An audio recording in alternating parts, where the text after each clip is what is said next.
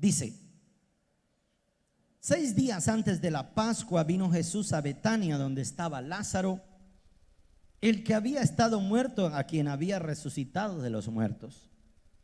Y le hicieron allí una cena.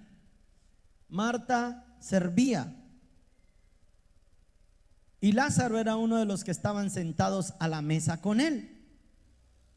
Entonces María tomó una libra de perfume de nardo puro de mucho precio y ungió los pies de Jesús y los enjugó con sus cabellos, y la casa se llenó del olor del perfume.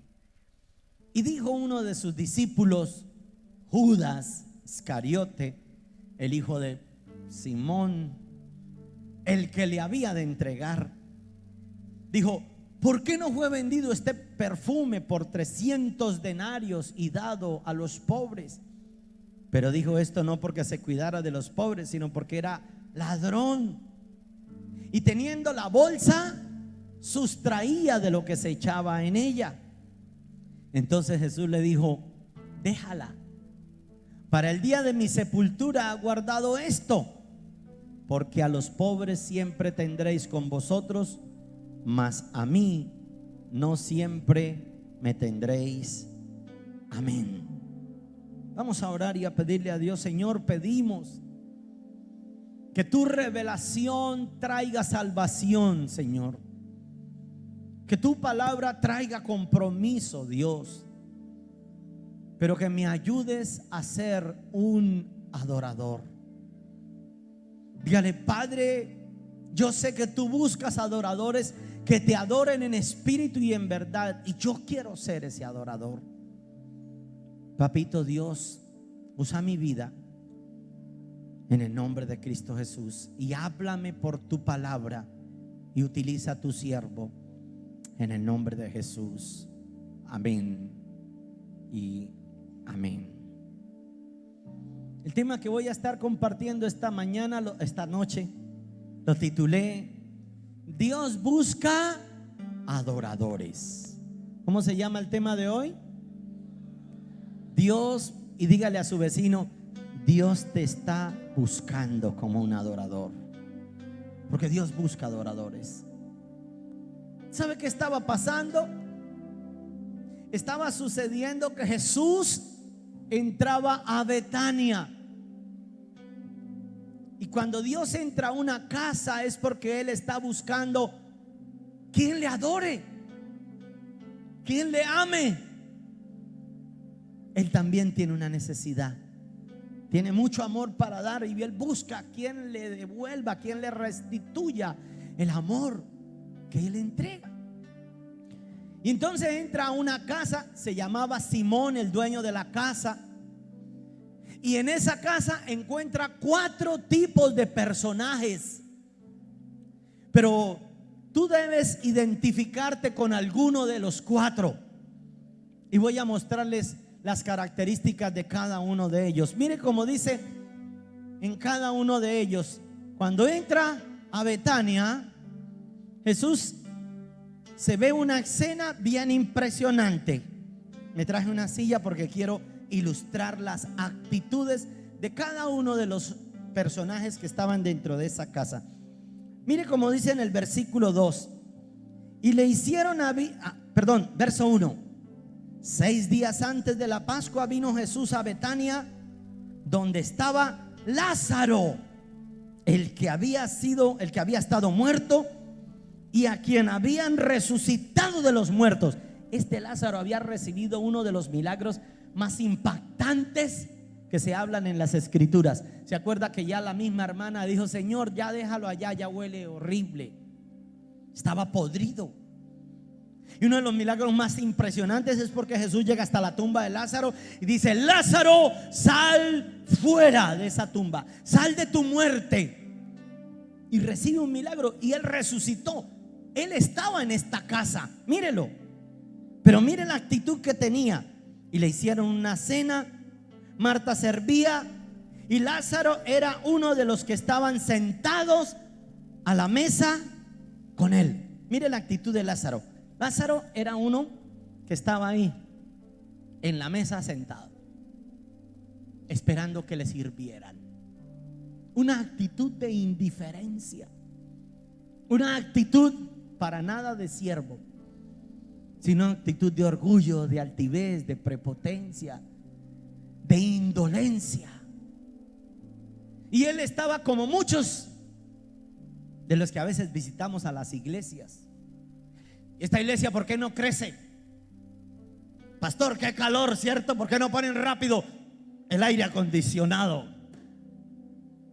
Deberían comprar una alfombrita, ¿cierto? Esa era la actitud de Lázaro. Había recibido uno de los milagros más impresionantes, pero su actitud era incorrecta. Sentado, esperando que otros lo hicieran. ¿Por qué no hacen células? Bueno, ¿por qué no mandan gente a encuentro? Tremendo. Y había recibido un milagro impresionante. Había otro personaje. Ojalá que usted no se identifique como Lázaro, si no, sería mejor haberlo dejado muerto. Había otro personaje ahí dentro de la casa. Revisemos. El otro se llamaba Marta. Verso 2. Y le hicieron allí una cena. Y Marta, ¿qué hacía Marta? Mire los dos extremos. El uno, sentado esperando que alguien sirviera. Como este no servía, a Marta le tocaba correr. Ya le llevo el tintico, Señor. Bueno, en esa época no había tinto, pero me imagino haciendo el sancochito. Me imagino haciendo su comidita ya, y lavando los trastes, limpiando la mesa, haciendo de todo. Y en el libro de Lucas, en el capítulo 10, en el verso 42, pueden estudiarlo en su casa. La misma escena se representa donde Marta estaba tan ocupada que le dice a Jesús: Señor, ¿no te da cuidado que yo sola esté sirviendo? Dígale a María que se pare y venga y me ayude.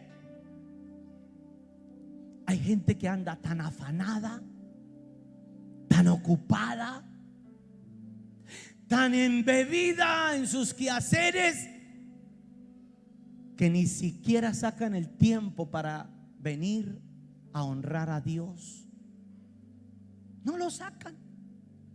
No tienen tiempo. Yo no puedo hacer célula. Estoy muy ocupado en mi trabajo, mis negocios, los hijos, pastor. Estoy estudiando ahora en la universidad y tengo que pagar aquí y tengo que hacer horas extras y tengo. Lo siento, Señor, no te puedo adorar. Hazte un lado, Jesús. Ahí algún día estos te atiendo, pero estoy muy ocupado. Mira, y antes a mí nadie me ayuda. Mis hijos, pastor, ay, nadie me ayuda. Y empiezan a hacer un show, pero andan tan ocupados. Por eso se hicieron esclavos del dinero, se hicieron esclavos del trabajo, se hicieron esclavos del servicio. No sacan el tiempo para hacer un devocional. ¿Por qué estoy predicando esto? El domingo pasado yo no pude estar aquí con ustedes. Estaba ministrando en otra ciudad, en el Playón. Salí como a las 9 de la noche del Playón. Tuve que ir a San Alberto y de San Alberto devolverme a Barranca Bermeja. Llegué casi a medianoche a Barranca Bermeja. Me acosté a dormir y a las 5:30 de la mañana me levanté a orar, y solo oré 1 hora. A las 6:30 ya me fui para el baño, me cambié, me bañé, porque tenía muchas cosas. Hice una agenda, tenía algo, tenía mucho. Y cuando voy al baño escucho la voz del Espíritu Santo que me dice: ve nuevamente al lugar secreto. Y me dice en el libro de Deuteronomio capítulo 5, en el verso 31, quiero que lo lean, que lo pongan ahí en las pantallas. Así claramente dijo: usted dígale a los demás que vayan y hagan las cosas, y tú, mire cómo dice así: tú quédate conmigo y te diré todo lo que tienes que ir a predicar.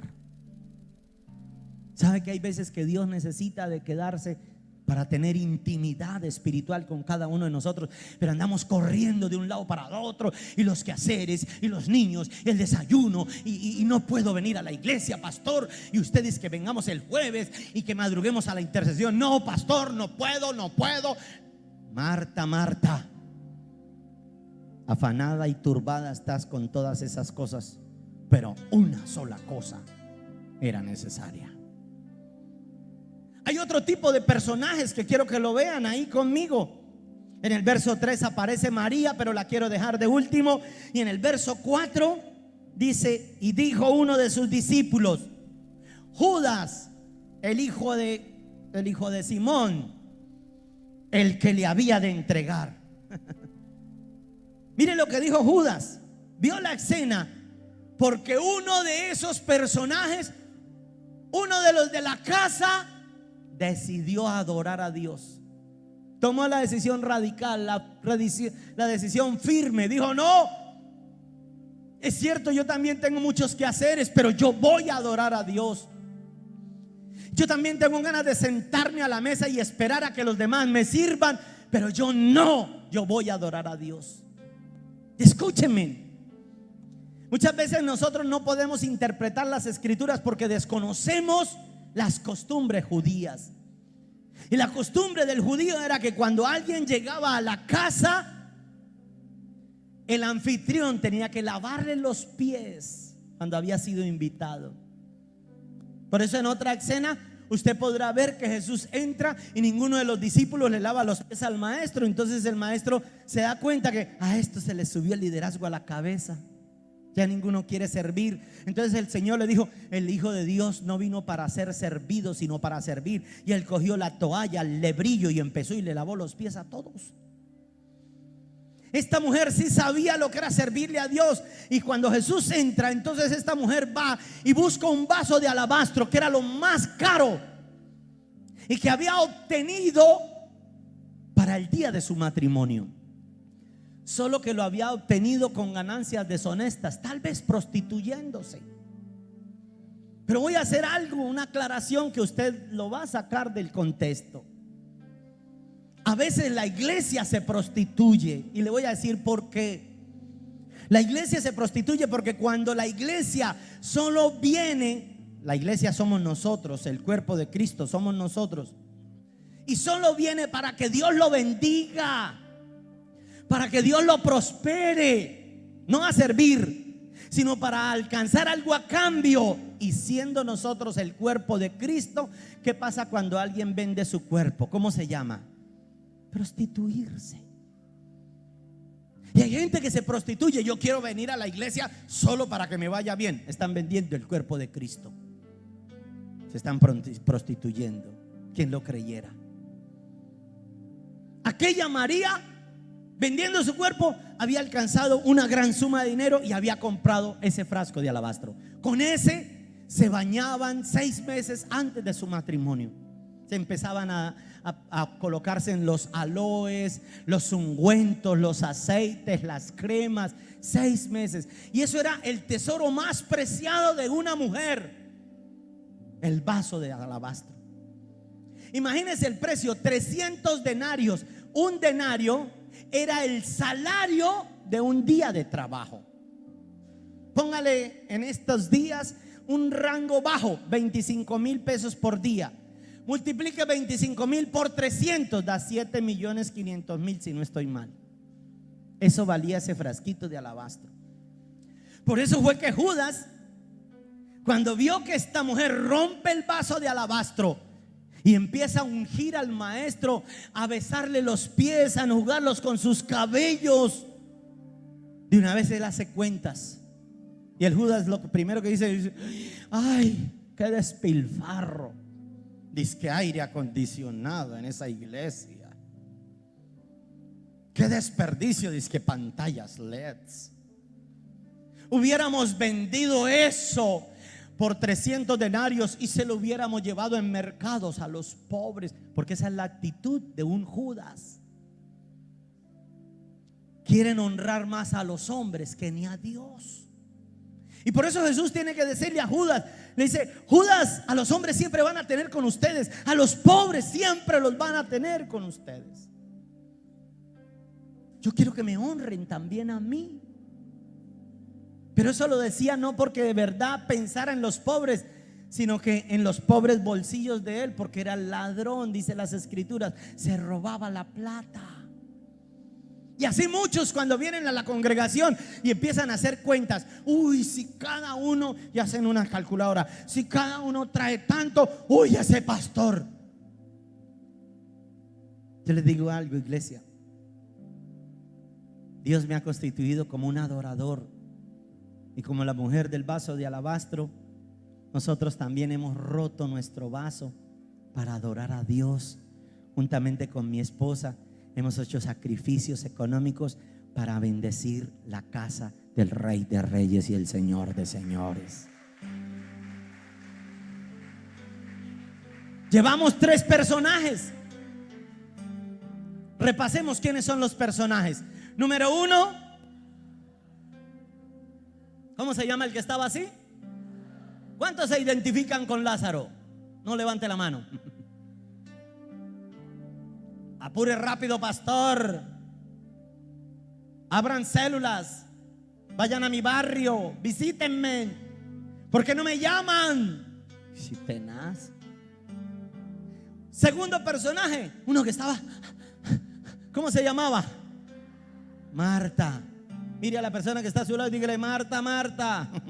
Si es un hombre, dígale: Marto, Marto. Un tercer personaje que estamos estudiando, ¿cómo se llamaba? Haga así: Judas. No mire a nadie, por favor. No mire al que está a su lado. No ofrendan, no diezman, se prostituyen, solo vienen a sacar provecho. Venden el cuerpo de Cristo. Pero salva la patria una mujer, María. Y miren las características de María. Yo quiero que usted estudie conmigo este personaje, porque cada uno de los que estamos aquí debiéramos soñar con imitar a esta mujer. Había sido una prostituta, sí. Una ramera, sí. Tal vez como usted o como yo, no sé, un rebelde. Bueno, yo nunca fui drogadito, pero muchos salieron de la droga, otros de la prostitución, de la pornografía, de la promiscuidad sexual. No sé de qué lo haya sacado Dios a usted, de andar practicando el adulterio, la fornicación, abortos, mentiras, engaños, chismes, pleitos, no sé. Pero esta mujer un día recibió el perdón de Jesús. Se la trajeron, fue allá en pleno acto del adulterio, y la trajeron al maestro y le citaron la ley y le dijeron: maestro, la palabra de Dios dice que a esta mujer sinvergüenza, pecadora, adúltera y de todo, toca matarla. Pero la ley decía que al hombre también, eran a los dos. Una actitud machista.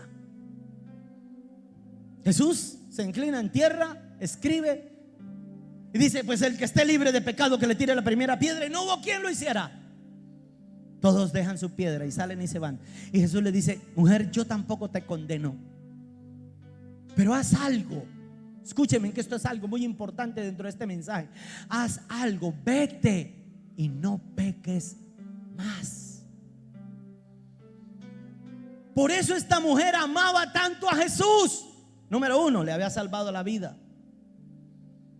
Si usted cree en Jesús y tiene una transformación en su corazón, si lo acepta, lo recibe, Él lo perdonará, Él lo librará, lo bendecirá, y lo mejor de todo, le dará la salvación. Ya no vas a ir al infierno. Yo creí que se iba a alegrar por eso.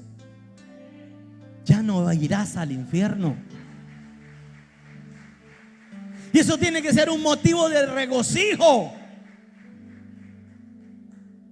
¿Por qué no participaste hoy de la Santa Cena? Ay, el pastor se dio cuenta. No, Dios sí te ve. Cuando uno no participa de la Santa Cena, significa que uno ese día no es salvo. Ten cuidado con eso. Santifícate. para que no mueras engañado, creyendo que si vienes a la iglesia vas a ser salvo. Esta mujer, llegó Jesús y empezó a enjugarle sus pies, empezó a adorarlo. Y yo quiero que vean las características de un adorador, porque Dios busca ese tipo de adoradores. Número uno, la primera característica de un adorador es que él ama por haber sido perdonado. ¿Cuál es la primera característica del adorador? Ahí están las pantallas. Ama por haber sido perdonado. En cierta oportunidad llegó un hombre que quería hacerle el bien a algunos esclavos y compra los esclavos. Todos estaban atados con grilletes, con cadenas, y le entregaron las llaves. Y él se acercó a una mujer y le quita el grillete para hacerla libre, pero ella no entendía. Y le dice: mujer, yo fui quien te compré. Y le quita las cadenas. Y esta mujer lo escupe a la cara al hombre. El hombre simplemente se limpia, la mira, pero le dice: eres libre. Yo te compré solo para hacerte libre. Esta mujer, después de que le escupió la cara, se arrepintió y se fue, pero no fue capaz de avanzar mucho tiempo sin darse cuenta la calidad de hombre que la había comprado. Cuando entendió quién era ese hombre, vino y se botó a los pies y lo abrazaba y le decía: no me dejes. Nunca nadie había hecho algo por mí como lo hiciste tú. Quiero ser tu esclava para toda la vida. Eso fue lo que pasó en mi corazón. Eso es lo que ha pasado en muchas personas. Porque yo predico, porque Dios a mí me perdonó muchísimo, y al que mucho se le perdona, mucho ama. Esa era una característica. Tu pasado no cuenta. Lo que cuenta es que Dios te perdonó. Y a partir de este instante le dijo Jesús a la mujer, le dijo: vete y no sigas pecando, no sigas en lo mismo, vete y no peques más. Una segunda característica de un adorador es que el adorador abandona su pecado por agradecimiento. No sé cómo hay gente, de verdad,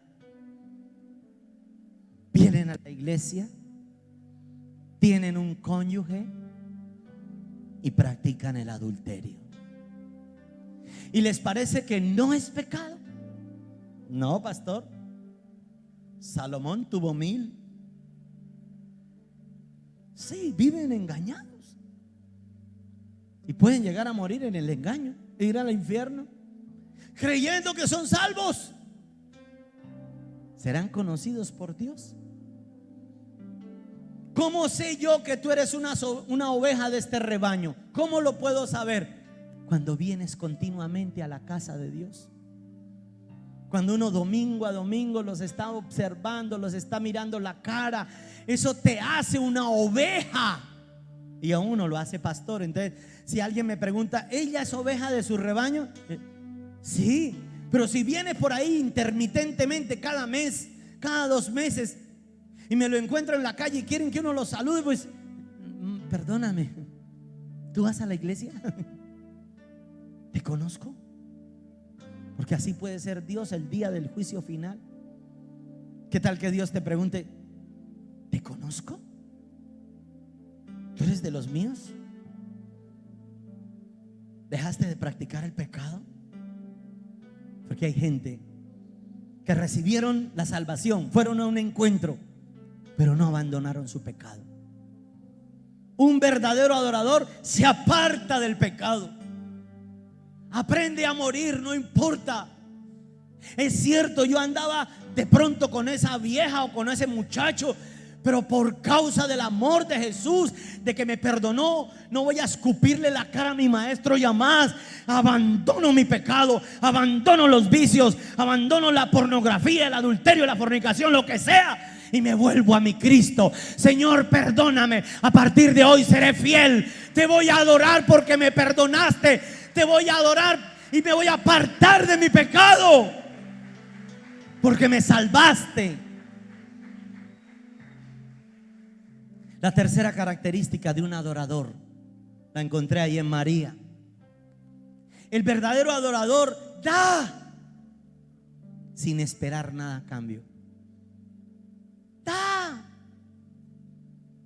Esta mujer había sido perdonada, ya se había apartado de su pecado, pero ahora veía una necesidad. Vio la necesidad de ungirle los pies al maestro, de bendecirlo. Y dijo: yo voy a sacrificarme. ¿Qué le puedo dar a mi maestro? Yo que puedo negarme a mí. No le voy a dar cualquier cosa. Yo quiero darle lo mejor al rey. Y dice la Biblia que fue y buscó un vaso de alabastro de un precio exagerado y lo rompió, tanto que causó envidia en los Judas. Porque en medio de la familia de uno no falta el Judas. Sígale llevando los diezmos a ese pastor. Vaya, véalo. La misma familia, los Judas, empiezan a murmurar de nosotros porque tú estás dando. ¿Cuántas veces las parejas, el cónyuge se da? ¿Usted para dónde lleva eso? Pues para la iglesia, mi amor, hay que diezmar. ¿Cómo se le ocurre? Y no pagamos el recibo y no pagamos las deudas. ¿Cómo? Y le hacen un escándalo. Eres un Judas, papi. Lee las escrituras. Dios quiere que lo adoremos, que le demos de lo mejor, sin aún esperar nada a cambio. Tenaz. Les repito, cuando uno solo viene a la iglesia esperando a que le sirvan, o afanado, turbado, solamente esperando recompensa, eso no es ser un adorador. Eso es ser un adulador. Se parece, pero es diferente. Y la cuarta y última característica de un verdadero adorador es que para un adorador nada es más importante que la presencia de Dios. Nada. Y voy a decirles algo que tal vez los incomode. ¿A qué horas llegas a adorar a Dios? Porque si de verdad Dios ocupara el primer lugar, yo creo que deberías estar aquí faltando un cuarto para las 6 de la tarde, que es cuando empieza el tiempo de la adoración. Pero algunos a las 6 apagan el televisor y empiezan a cambiarse para llegar aquí a las 7 de la noche. Ojalá que haya pasado el tiempo de la ofrenda ya. Ojalá. Cuando veían la misa por televisión, apagaban el televisor en el momento de la ofrenda. De la limosna, sí, porque allá se llamaba, era la limosna. Impresionante. Un verdadero adorador, no hay nada más importante para el adorador que la presencia de Dios. Por eso usted, hermano, hoy tienes que aprender que Dios está buscando. Quiero que vayan al Evangelio según San Juan, capítulo 4. Evangelio según San Juan, capítulo 4. Léalo conmigo. Verso 23. Rápido, póngamelo en la pantalla. Dice: mas la hora viene, pueden leerlo en las pantallas, y ahora es cuando los verdaderos adoradores adorarán en espíritu y en verdad, porque también el Padre tales adoradores busca que lo adoren. ¿Sabe qué quiere decir? Escúcheme. Eran 3 hermanos y un invitado, Judas. Era Marta, Lázaro, María y Judas. Estaban todos en la misma mesa. Todos se creían adoradores, pero de los 4 solo había uno. Y uno cumplía todas las características de un verdadero adorador. Amaba, se negaba al pecado por amor y agradecimiento, daba sin esperar nada a cambio. Y para esa adoradora lo más importante era la presencia de Dios. Cuando Jesús llegó, entró al lugar, se sentó a la mesa, Lázaro también. Venga, practiquemos un chismorreo santo, Señor. La otra corrió, el otro criticó, pero solo una dijo: yo quiero adorarte, Señor. Yo quiero darte lo mejor. Ay, María, venga, me ayuda. No. María, pero ¿cómo va a romper ese vaso de alabastro para dárselo al maestro? No me importa, calla. Que calle en todo el mundo. Yo nací para adorar a Dios. Yo le invito esta noche, iglesia, a que recapacites cómo es tu vida espiritual. ¿Pasas tiempo en la presencia de Dios? ¿Le adoras? ¿O eres como Judas, como Lázaro, como Marta?